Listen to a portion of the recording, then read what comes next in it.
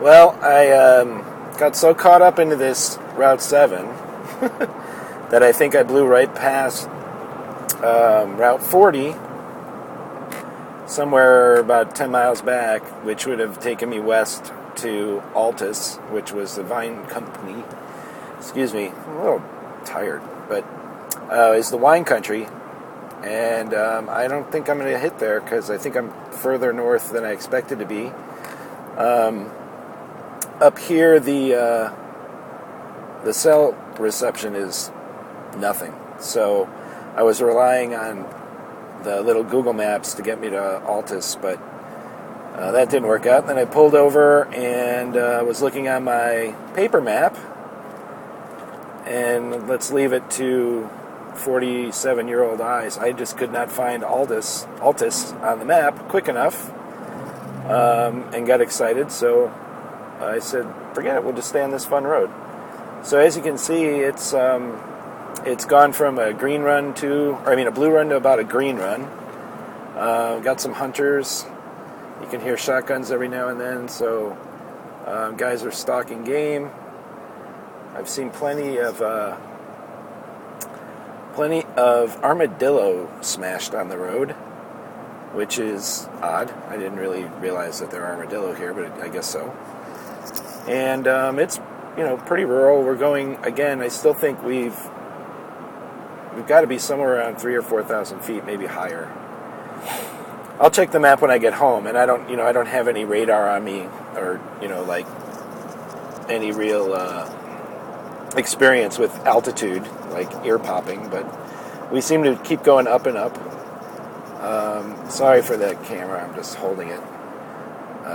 But it's pretty. It's again, I think the top down would be better because you'd have the smell of the high, the wet leaves and stuff. But I'm just really digging how quiet the cabin is.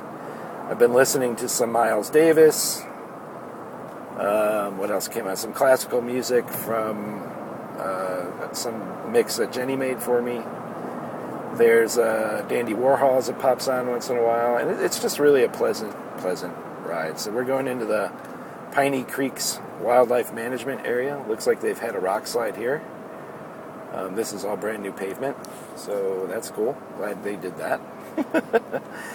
And so again, this is Route 7 in Arkansas, and I've been on it for, about 2 or 3 hours now, because it's 10 o'clock. More motorcycle traffic out here. I've seen a couple guys on touring bikes go by, a couple vintage bikes go by. So this is the Arkansas Scenic Byway, Route 7. And we're just tooling around. I haven't been going any faster than like 60 or 70.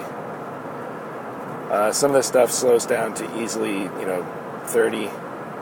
There's some switchbacks that were a little bit more aggressive than I thought they'd be, so I had to get a little bit on the brakes. Like I said, the brakes are awesome on this car.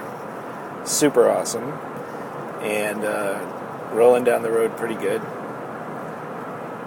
It's just been a treat.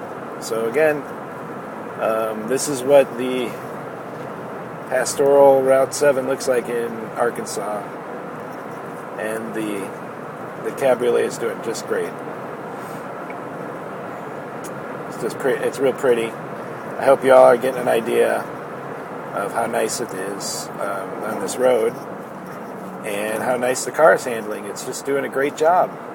Again, if you hear that rattle, it's this broken trim piece up here, but that can easily be replaced. And I can even see the screws, so it's like, I might be able to do that one myself without taking any of the top apart. And it looks like the camera's getting a little dark. Let's see if I can fix that. Nope. Alright. So more traffic. Getting to Booger Hollow. Oh, that's nice. Booger Hollow. I wouldn't expect to find anything I'd really want to do in Booger Hollow. I guess you can actually hang out here. Booger Hollow. Max Pines. Nellie's Crafts and Quilts. Cliff House Inn. It's quaint. Just really pretty. There's some nice color over here. And looks like I'm going to have to get busy on the pickup truck soon. So we'll just back off a little bit. So any any issues with the car that are going to come up, I think they'd come up. Since we left Austin, it's put 645 miles on it, and that's from yesterday and today. And it's probably the first time I've used the wiper blade, windshield wiper, which is kind of a trip. This the way it just pops in and out is kind of fun. Rear defroster worked this morning, which is nice because it was kind of humid and the car steamed up while I was getting ready to go. Climate control works great. I actually like this climate control. This little wheel goes from hot to cold, and I really like the way that analog feeling is there without clicking the digital readout, which is cool, but kind of just like the wheel because it's quiet. Pretty efficient. Cruise control I was working using out of Austin. Works great. That's a really cool system. Just push this stalk up and it sets the accelerator. Like, there's no button to push, there's no hold the button. You just click that stalk up and you're locked into that throttle position. To turn it off, just tap the brake. Pretty neat. There is an alarm system on the car that I hear engage. I think it's just a defeat because I'm not sure, but I tested to see if it just would go off to hear what kind of sound it makes, and I opened the door and I didn't get any beeping or alarm. So it's possible that it doesn't work. No big deal.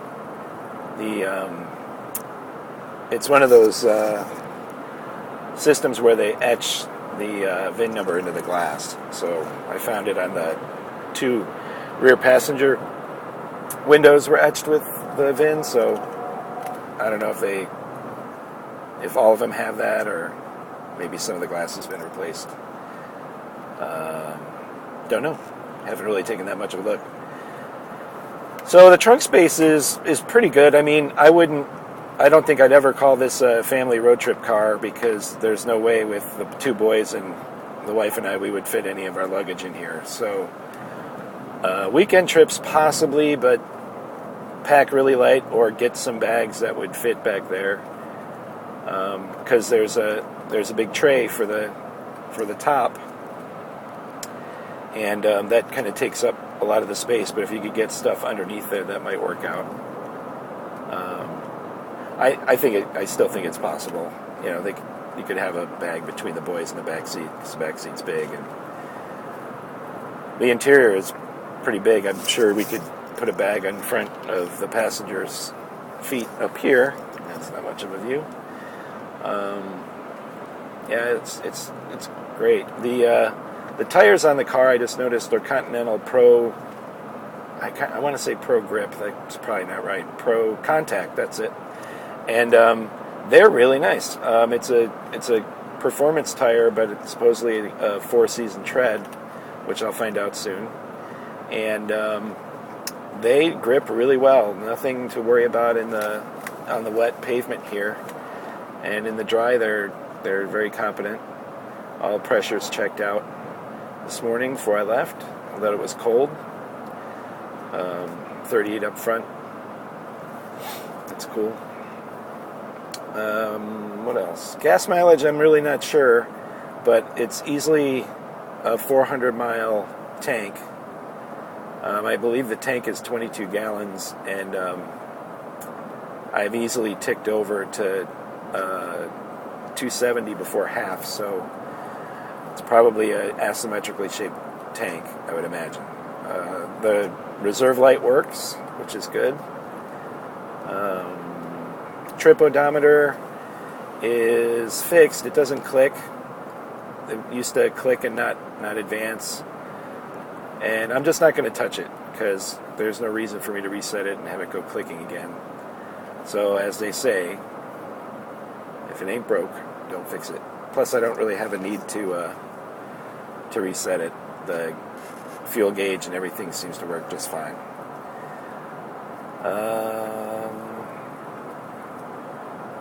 What else? Okay, so Route 7 is going to take me through a couple of national forests and get me right to the Missouri border. Once I get to the Missouri border, I am going to start to head east towards Hannibal, Missouri. And the reason I'm going to Hannibal is because, from my memory, I believe that's either the boyhood town of Samuel Clemens, or it's the origin for the Huckleberry Finn. Did I say Huckleberry Finn? Huck Finn story. And so I figured, what the heck, that's right on the Mississippi, so I can take the river road north from there and head up into, towards Peoria, and then either stay over somewhere around there and head up to Chicago quickly, or just enjoy the river an extra day, go north, and take more of Monday to drive home rather than Sunday. So I'm thinking that's probably the best route, just because, as I may have mentioned before on camera, the headlights on the car are dim compared to what I'm used to, and driving at night with my old eyes was kind of freaky in Austin on their back twisty roads. Even with the fog lights or driving lights on, it just didn't make me very comfortable. Roads like this, it wouldn't be so bad, but at deep dark night, it's they just don't broadcast very well. So I'm going to definitely look into upgrading either the bulbs or the headlights themselves, or converting them to. I don't need HID. I mean, I don't need super bright halogens, but I think just one step up might be good. And I'll check and see what's actually in there before I make a move, because I've had systems on my motorcycles eat HID bulb, or H-rated bulbs when I throw them onto the brights. Overloads the system and it burns out the bright light bulb. So that could be a problem with the motorcycle, but pretty much everyone I've talked to thinks it's just it's an overload situation and it shorts it. So this is kind of fun. I'm getting a little brand new twisty pavement. Like I said, there's really no groans or moans or complaints from the car. Back about a half hour ago, I actually stepped on the throttle enough to get it to kick down a gear, and man, this thing pulls like awesome. I was really impressed by how the kickdown went. Really nice, confident downshift, and the engine just came to life. So that was up around probably 3,000, 4,000, maybe 4,000 to 4,500 RPM. It's the most I've given the car since I've started this journey. Just want to be gentle, and that's a whole different engine. I'm pretty giggly about that. So we'll get the car home, and I'll have one more go over of it before I start to drive it too hard or push it at all. Like I said, this inspection sticker from Texas that was given in January of 2010 claimed the mileage to be just at 72,800. So the car now has 73,900, so it hasn't really done any real mileage for almost a whole year. And that doesn't disturb me, but it just, there could be stuff that needs to be attended to, so I want to take it easy. And I'm going to just let this guy ahead of me just move a little more, because I don't want to be tailgating him. And this is really pretty, so it's something to enjoy. And I think I'm going to do that. So I will talk to you later. Bye-bye.